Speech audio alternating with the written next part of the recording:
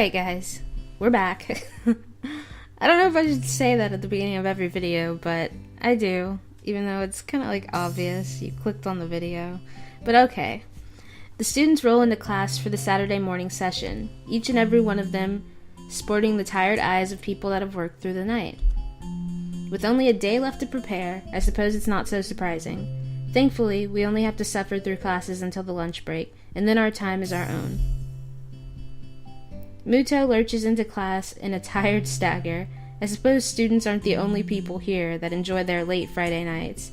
Did you guys have teachers like that? There were the certain teachers who were just like the kids, and they didn't want to be there. And you could tell. It was hilarious. Okay. Without saying a word, he scrawls some page and question numbers on the board and slumps down at his desk. It's completely atypical behavior for him, but it appears that no one in the class is going to call him out on it. Oh my gosh. Okay. Wordlessly, the students shuffle their textbooks into position and get to work. Not wanting to break the trend, I do the same. Fatigue has made the class antisocial. Not a peep is heard among the ruffling papers. That can partly be attributed to the two empty seats behind me. For some reason, Misha and Shizune aren't present, probably doing council work for the festival. It's very quiet without Misha present. Yeah, 'cause she's so freaking loud. I wonder if she was born as rowdy as she is, or if she's making up for Shizune's lack of voice. Oh, that's smart. Nakai, can I speak to you for a moment? Oh gosh, what do we do? I'm so engrossed in thinking about Misha that I don't even notice Muto approaching my desk. Sure, what's this about? It's probably better if we speak outside the classroom. Oh gosh. Something about this doesn't sound too good, but I stand up and follow him out into the hallway. Muto stands in the hallway, scratching his head as he works out what he's trying to say. Not knowing what's going on, I wait silently. So, tell me, how are things? Things? I expected Muto to be a little vague, but this is pushing the limits. You know, things. You've had a week to settle in now, so how are things? Fine, I guess. I see. And how is your condition? The pause before condition seems a little unnecessary. Haven't had any problems so far. A brief shimmer of relief passes across Muto's face. Good, that's good. The school nurse was a little concerned that you might have been pushing yourself a bit too hard. He asked me to keep an eye on you when he couldn't. That makes sense. I'd ask that you don't blow us off so freely. As much as we try to give you the level of education that you would get at a normal school, you have to realize that you have limits. Our goal is to make sure that you know where those limits are, and how to maximize your potential within them. Do you follow me? I don't think you have limits. I guess. I mean, I don't plan on doing anything stupid. Well, that's a start, I guess. So then, on to my next question. How are you finding your studies? I understand you were laid up for a while. We're not too far ahead, are we? I don't really think so. I tried to keep up when I was in the hospital, so it hasn't been too hard. Muto taps his chin and raises an eyebrow as he absorbs the information. Is that so? I suppose there are still students out there that realize the importance of learning. I wouldn't go that far. I was only trying to keep myself occupied in my little life support prison. Well, yeah, you've got to keep up with these things, right? That's exactly it. One wrong move in this world and you're left behind, right? Right. Wouldn't want that to happen. No, you wouldn't. Every week there's a new scientific discovery. Most of them mean nothing to the lay person, but any of them, or any one of them, could be the key to the next big thing. I'll keep that in mind. It's obvious that Muto's serious talk is over, and he's gone back to his standard, slightly scatterbrained approach to life. I think in hindsight that I might prefer him this way. He's slightly more predictable in his unpredictability. Well then, I think that's all I had to say. Let's get back inside, shall we? My relief at that suggestion is insurmountable. Sure, you're the boss, right? Muto pauses for a moment. I don't think any of my students have ever said that to me before. For an instant I consider replying to this, but something deep within me tells me to shut my mouth and get back into the classroom. A few of the students jump at the sound of the door, rapidly trying to pretend that they were working on the questions on the board. Some don't even bother, their heads slumped on the desk as they nap. Thankfully, it would appear that Muto does not even notice them. He returns to his desk and retrieves a scientific journal from one of the drawers. I guess I got to him there. The class returns to the near silence that Muto and I left it in before our chat. Mixed feelings of tiredness and anticipation buzz around the room. Everyone here is either waiting for a chance to rest or the chance to get their last-minute preparations underway.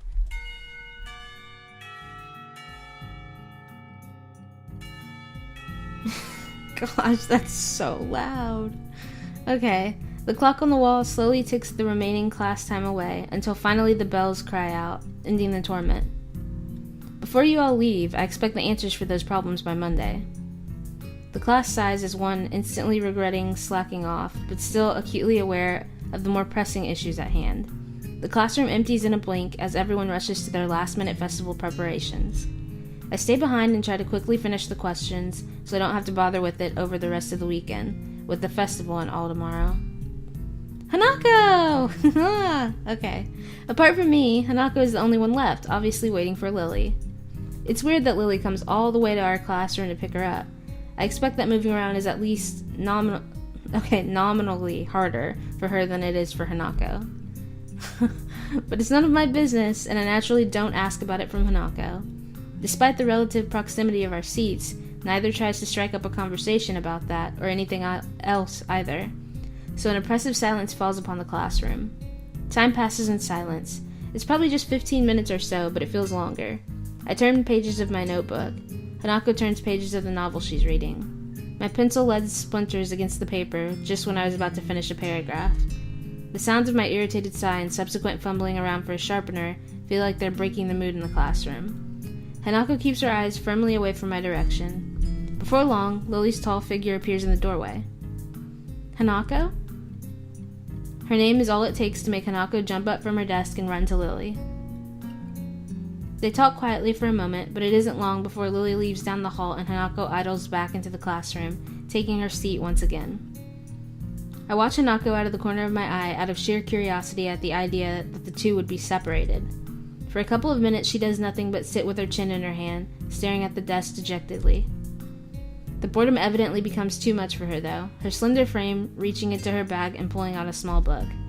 Come to think of it, that isn't the one I saw her reading at the library. She must be quite a fast reader to get through them at this rate. But why would Lily leave her to her own devices? It seems to be quite out of the ordinary, going by Hanako's reaction. ... Ah, that's right. I think Lily mentioned something about going into town today before Rin bumped into us. The thought of that walk makes me look outside. The bright sun and occasional people wandering around and enjoying the afternoon make me yearn to get out of the school, or at least do something other than sit here. Giving in to one of my worst vices, procrastination. Oh crap, no! Oh, okay, hey, I know how to go backwards. Okay. Procrastination, I decide that history is a subject best studied on a Sunday, or a Monday, or any other day than this one. I give a grunt as I lever myself out of my seat, briefly debating with myself whether or not to hang out with Kenji. That's a no. I don't really like Kenji. He doesn't strike me as the enjoying the nice weather outside with others kind of person, really. I guess I'll catch up with him later. Or not.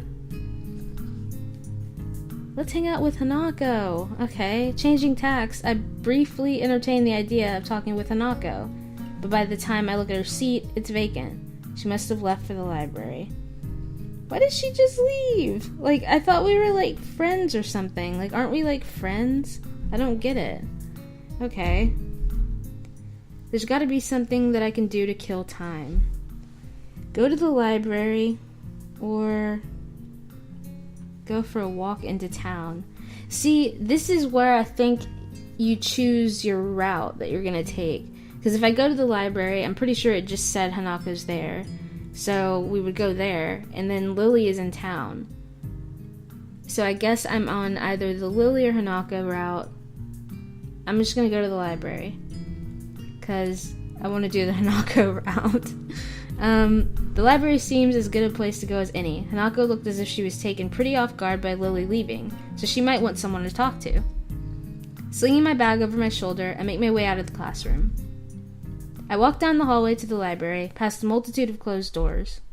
Through each one the sound of furious rehearsal can be heard. Rock music blares out of one door, almost as loud as a concert. I guess that's one of the advantages of a private school. There are actually enough rooms to go around at a time like this.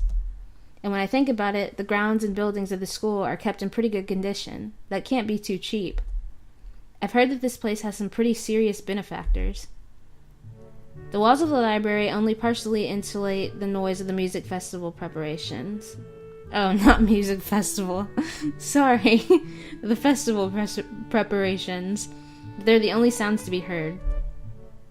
Not a soul stirs here, with everyone apparently enjoying the weather outside or working on festival events. Yuko isn't here either. Maybe she doesn't want to work on Saturdays. Or, she doesn't work on Saturdays. I quietly walk through the library, now fairly familiar with its layout. I head to the back where Hanako's private little corner is.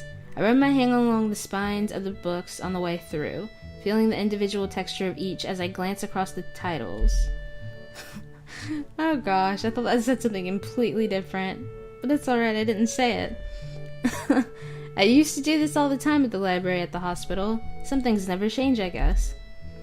Like the smell of a library. No matter how much care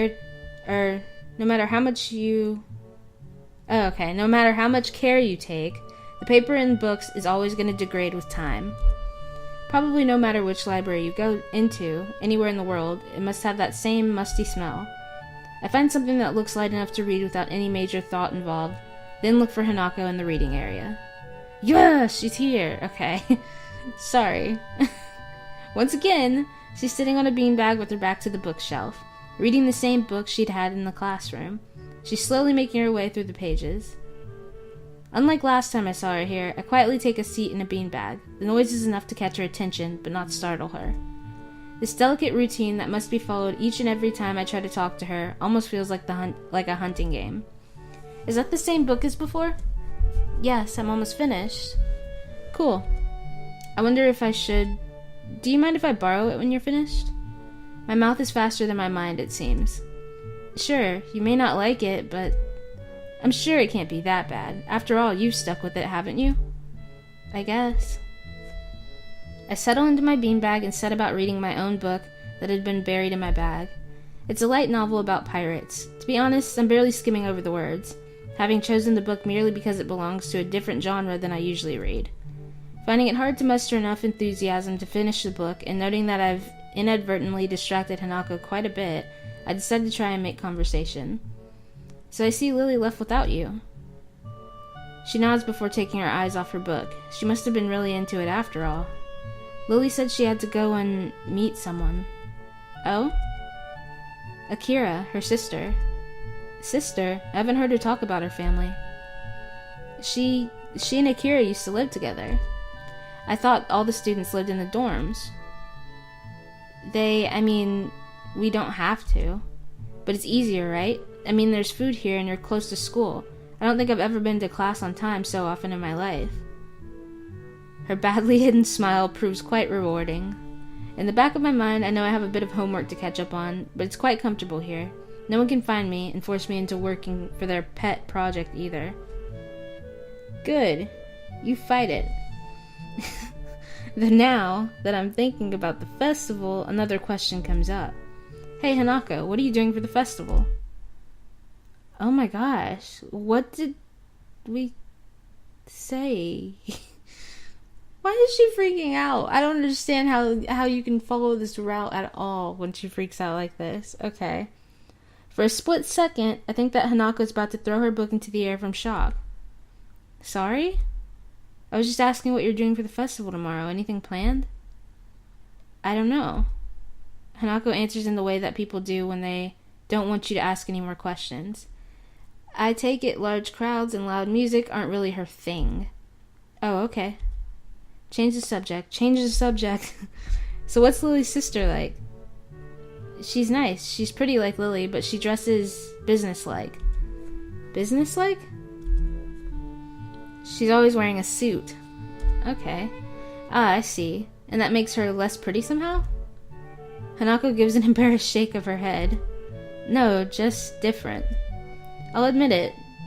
This has got me intrigued. To hear Hanako talk about someone other than Lily is a first, and to be complimentary about it too.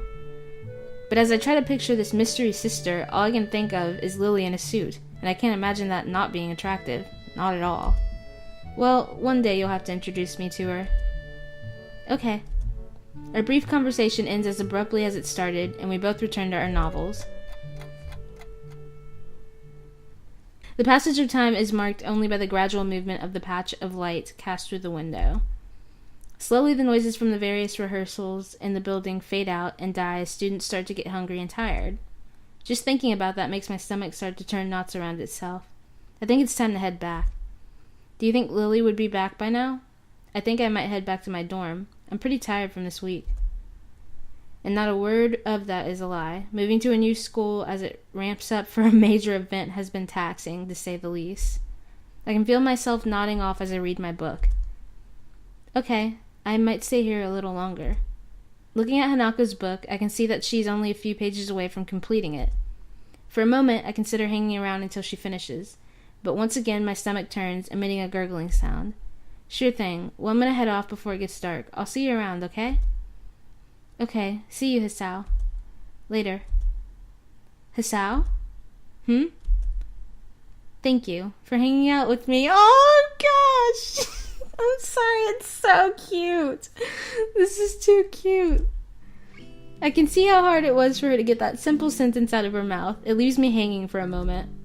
So, there is someone in this school who's even lonelier than me. Maybe lonely is a wrong word. I haven't been lacking company for this first week, but I've still managed to feel somewhat alone and detached. Maybe lonely is a wrong word for Hanako, too. She has Lily, after all, doesn't she? I realize I've been standing there far too long without answering, and pull off a flawless, not too exaggerated smile. You're welcome. Good night, Hanako. Night. Oh my gosh, it's just too cute. I leave her to finish her book and head back to the dorms and the promise of food. See, it knew it was so cute. That's why it, faded out like that, and it's showing his heart. Whatever. I thought it was so cute. Other people are probably like, gosh, what happened? Did you not see her freaking face? Okay. The next day I wake up feeling a little lightheaded. It's almost noon already. Sleeping late is fine since it's Sunday and there are no classes. Not just the Sunday though, but the festival as well. From my window I can already see some people at the soba booth, slinging noodles onto plates for people with a craving for low quality food. I couldn't do that. Okay. I throw back a handful of my morning meds and ponder how to spend the day. There will be a few exams in the coming week, but I don't consider those as ominous as others, so I'm not as worried about them as I probably should be. With no urgent obligations regarding education, I should be free to spend the day at the festival as I like. Finishing my morning routine, I exit into the hallway, intending to go out and find something to eat. Passing by his door, I decide to see what Kenji's up to today, out of impulse. I'm curious if he has any plans, since everyone's doing something. Then again, I can picture him having built a soundproof shelter in his room, or possibly something like a fort, complete with "No Girls Allowed" sign. Okay, and with the girls crossed out and body crudely scrawled underneath it. Oh, okay, I was like, what was that? But we knocked on his door. Knocking on his door, which is luckily devoid of any kind of sign, I hear again the unsettling clicking of at least 10 locks being pulled back. The door opens up a crack. Who is it? You're supposed to ask that before you open the door. Oh, it's you. Dang, it's early. It's not really that early. What is it, man? Nothing. I was just gonna ask what you're gonna do today. Half the school is out there already. Out where? Why? What? What? Is today special? Why are they there? Who are? I can hear them. It's loud. Don't tell me. Has the invasion begun? He suddenly looks more alarmed. What day is it, man? Yeah, I guess you can't see the big wooden booths outside and people selling stuff. What the heck are you talking about? I have my curtains closed at all times to thwart the snipers. It's the festival. You know that, right? Oh, crap. That's today? Ah, dang. Okay, I can't believe I forgot. I don't have my fort finished yet. This is bad. Oh my gosh, we were right. He does have a fort. This is gonna be a very bad day. It's good you told me this, man. This is gonna be a bad day. Why? Oh man, they're gonna be everywhere. The people outside my window, socializing. Kenji rubs his temple nervously, suddenly looking very ill. It's gonna be loud as crap. Dang. Sorry, I like mark out words that I don't want to say. And I was gonna go out today, but now it's ruined. Everything's ruined. This is awful. This sucks. This sucks. What the heck? This really sucks. I can't go anywhere now. There's nowhere to run. Kenji seems nervous. You could even say he's majorly freaking out. Yeah. I can't believe this. So that's what today was. Dang, I couldn't even prepare for it.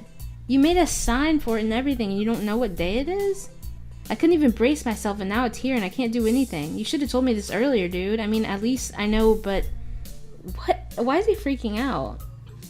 I could have known earlier. Imagine what I could have accomplished. Sorry, I thought you knew. So, I guess you're not gonna do anything today? The weather is even good. Yesterday was really windy, so I thought today would be cold. It's not, though, so there's no reason to stay inside. Yeah, you should check out the festival. Kenji groans and covers his face with his hands. Ugh, no, I can't do it. They'll eat me alive out there, I know it. That has to be a joke, but he said it with such a straight face. Relatively straight. What are you gonna do? We should hang out in here. You can help me build my fort. We might still make it if we work together. I don't know, I'm pretty hungry, so I thought I'd get some food first and then check out the attractions. Your class project seemed pretty cool, and I gave a hand with it, so I want to see at least that one and chat with Lily, I guess. Speaking of that, don't you have any obligation for the project? Are you out of your mind? That blind broad is up to no good. I can feel it in my spleen, man. Her presence is like a dark shadow that's in the way of my great vision. As expected of blind people. You're pretty blind yourself. What? Besides, I thought you were also... He holds up his hand to interrupt me. Only legally. Metaphorically, I can see farther than any man before has seen. Okay. Kenji looks stoically into the metaphorical distance to emphasize his statement, thrusting his chin forward to look manlier. Actually, it's just the corridor wall 2 meters away, but it's all the same. I can see the future of mankind, and it's a dark one, unless the threat of woman is stifled. Like, what would he do then? Like, I don't think he's thinking this through. They are everywhere. He fingers his scarf nervously, faster and faster, like he's trying to start a fire, then slowly begins to calm down once the panic attack finishes running its course. I'm gonna have to find some place to hide in, a safe haven, and then knock the lights out of myself so that I don't have to experience this horrible day. I have the perfect thing for that. I must prepare now. Don't go to the festival. Okay? Later, dude. The door slowly closes with a low creak, and I don't know how to feel about what Kenji just said.